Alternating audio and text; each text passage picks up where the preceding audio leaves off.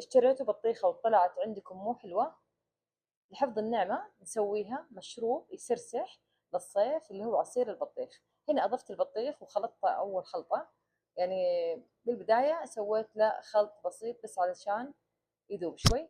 أضفت له النعناع والسكر وعصير الليمون، وراح نقفل عليهم مرة ثانية ونخلطهم من جديد.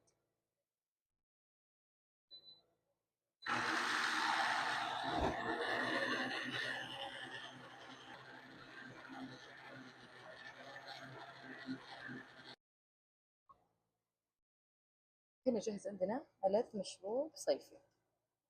شوفوا عصير البطيخ،